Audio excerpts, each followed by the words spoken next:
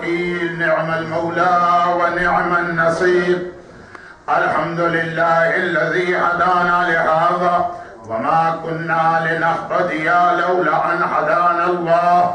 لقد جاءت رسل ربنا بالحق، والصلاة والسلام على الرسول النبي الأمي الدافع جيشات الأباطيل والدامغ صولات الأضاليل، الفاتح لمن غلق والخاتم لما سبق والمعلن الحق بالحق، سيدنا ومولانا أبي القاسم محمد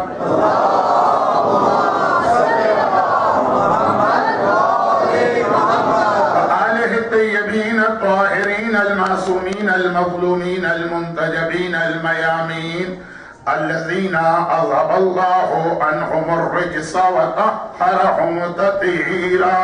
اللهم صل على محمد وآل محمد، سيما على بقية الله في الأراضين وحجته على العالمين، الإمام المنتظر والحجة الثاني عشر، اللهم عجل له الفرج ولعنة الدائمة على أعدائهم أجمعين من الأزل إلى الأبد. أما بعد، فقد قال الله الحكيم في كتابه الكريم: بسم الله الرحمن الرحيم، وابعث فيهم رسولا منهم يتلو عليهم آياتك ويعلمهم الكتاب والحكمة ويزكيهم، وقال: وأفوض أمري إلى الله إن الله بصير بالعباد.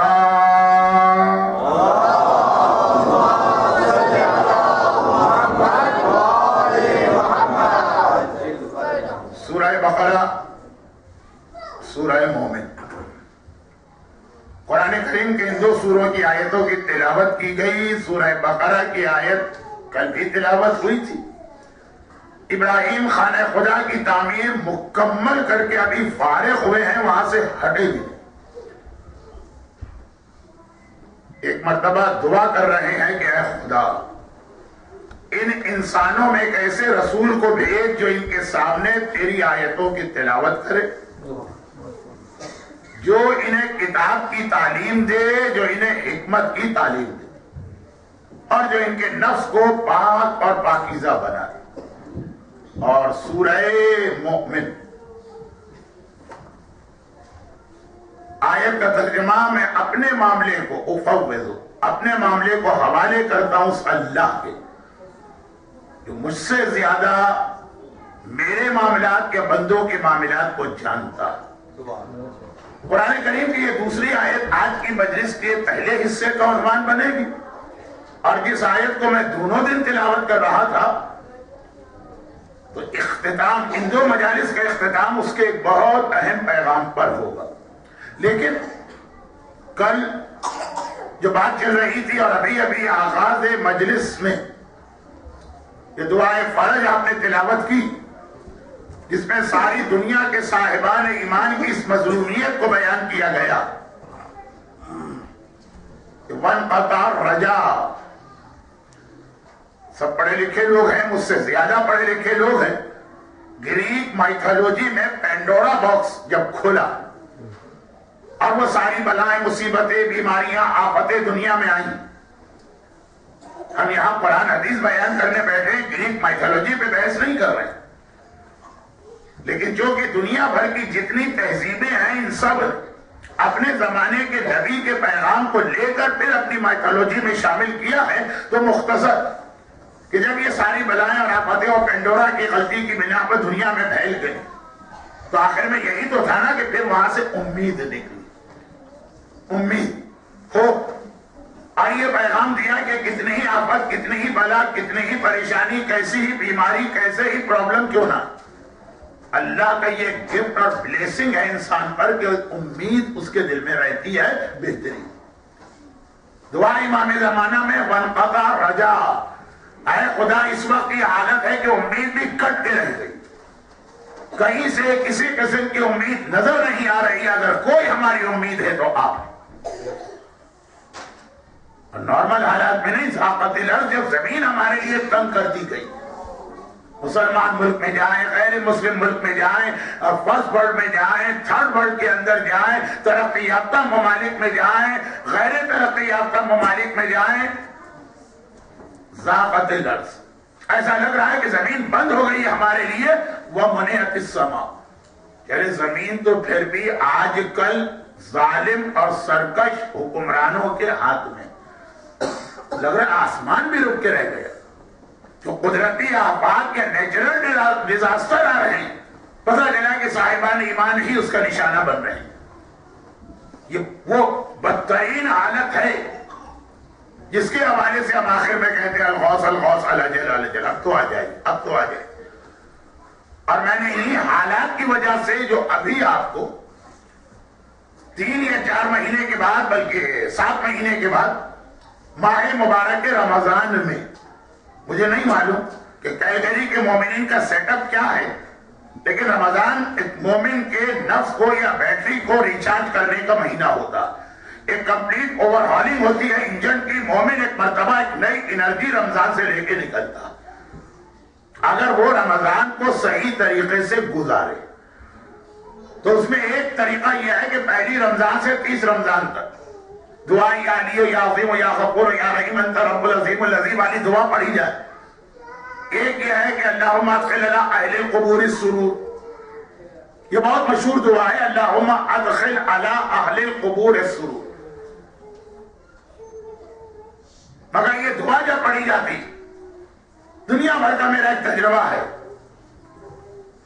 تو بڑے ذوق و شوق کے ساتھ لوگ دعا سنتے وقت آمین آمین آمین کہتے ہیں، قرضداروں کا قرض ادا ہو جائے، بیماروں کو شفا مل جائے، بے لباس لوگوں کو لباس مل جائے، جو اللہم اشفِ کل جائے، جو بھوکا ہے اس کو پیٹ بھر کے کھانا مل جائے، قبر والے کو بھی راحت و آرام، زندہ کو بھی یاد کیا، مردہ کو بھی یاد کیا، لباس کا مسئلہ، بھوک کا مسئلہ، صحت کا مسئلہ۔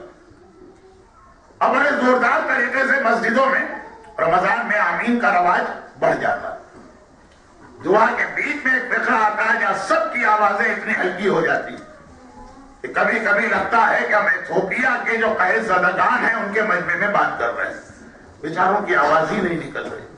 اللہم اصلح کل فاسد من امور المسلمین، اے اللہ تمام مسلمانوں کے معاملات کو صحیح فرما۔ ابھی لوگ کہتے ہیں کہ مولانا کراچی میں، کراچی کے حالات کو دیکھیں آپ، کہاں فلسطین، کہاں لبنان، کہاں پارا چنار، کہاں افغانستان، کہاں ٹہل رہے ہیں۔ ماہ مبارک رمضان میں فاقے کے مارے مومن، ابھی ابھی اس نے روزہ افطار کیا ہے کیونکہ یہ دعا عشاء کے بعد ریکمینڈ، 14 گھنٹے 16 گھنٹے کا روزہ تو کراچی میں بھی ہو جاتا، اور ابھی پیٹ کے اندر کھانا گیا، ایک دم آدمی پہ خنودگی آئی اور کہا یاد کرو اس وقت دنیا بھر کے مسلمانوں کی حالت کیا ہے، اور ان کے معاملات میں کم از کم دعا کے ذریعے سے شریک ہو جاؤ، اس کے بعد کو عملی کوشش بھی۔ سب سے کمزور آمین اگر آتی ہے تو کبھی تو ہم کو ڈر لگتا ہے کہ ہم بہرے تو نہیں ہو گئے ہیں، اچانک آواز ہی نہیں آ رہی آمین، اس کے بعد اگلے جملے سے پھر آواز، یعنی اتنی لاپرواہی اور غفلت ہے اس مسئلے۔ لیکن یہ نہ ہمارا موضوع ہے، نہ ایک تقریر میں یہ موضوع آ سکتا ہے۔ بتانا یہ تھا کہ ماہ مبارک رمضان کی تیسری دعا جب 30 دن پڑھنا، یا علی یا عظیم یا غفور، اللہم ادخل علی اہل القبور السرور، اور تیسری دعا جو پورے 30 دن پڑھنا ہے دعائے افتتاح۔ اور تمام دعاؤں میں یہ واحد دعا ہے جو زمانے کے امام نے اپنی غیبت میں اپنے نائب کے ذریعے سے اپنے شیعوں کے لیے بطور گفٹ بھیجی۔ دعائے عالیہ یا عظیم معصومین نے اپنے ظہور کے زمانے میں جب حاضر تھے حضور، اور دعائیں اللہم ادخل علی اہل القبور السرور، وہ تو رسول خدا کی دعا۔ یہ تیسری دعا واحد دعا ہے جو امام نے، امام کے نائبوں کی 2 قسمیں ہوتی ہیں، ایک شروع کے 4 نائب تھے جن کا ڈائریکٹ امام سے کانٹیکٹ تھا، ایک اس کے بعد کے عام نائب ہیں کہ جو غیبت امام میں دین کی حفاظت کا فریضہ انجام دے رہے ہیں، لیکن ان کا امام سے کوئی ڈائریکٹ کانٹیکٹ نہیں، زندگی میں ایک آدھ مرتبہ امام ان کو اپنی زیارت کرا دے وہ الگ بات۔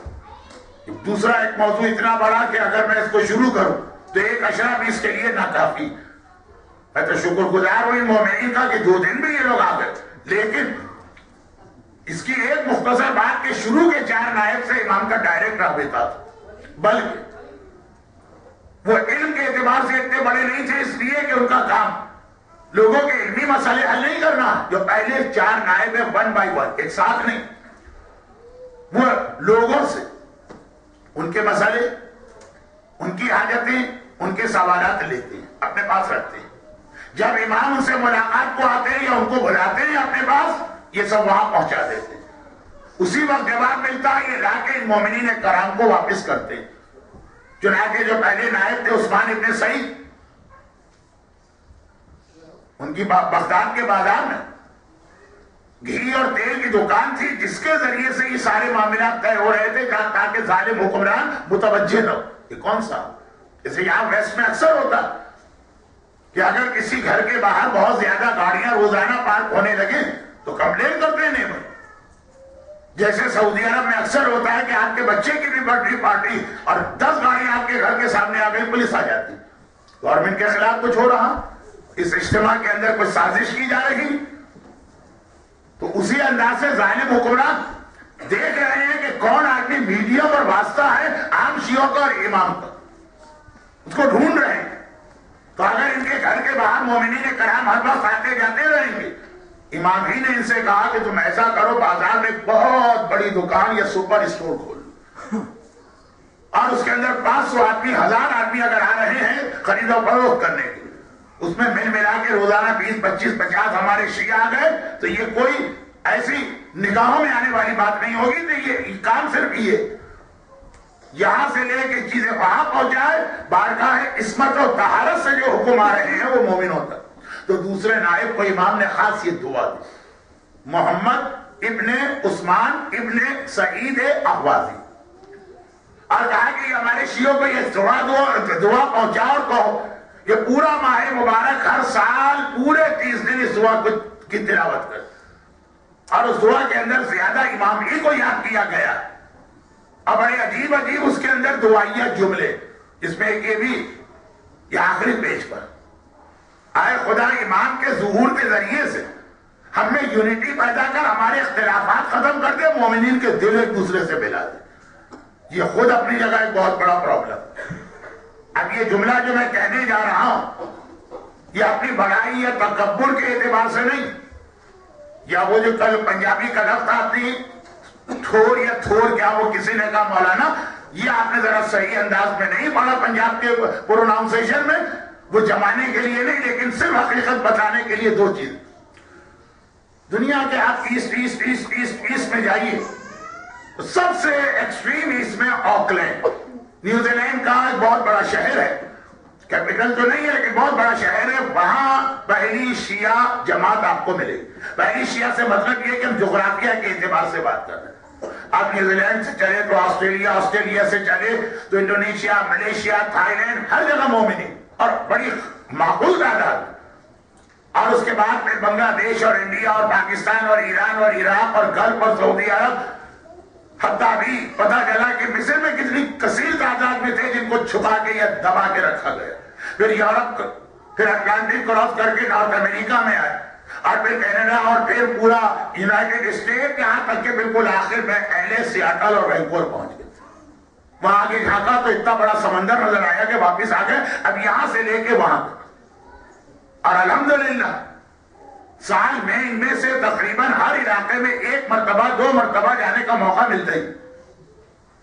ابھی میں نارتھ کی جانب نہیں گیا، اب نارتھ میں چلے جائیں، چنانچہ ناروے، چنانچہ سویڈن، چنانچہ فن لینڈ، چنانچہ وہ علاقہ جہاں بورڈ لگا ورلڈ اینڈ سیئر، یہاں دنیا ختم ہو جاتی.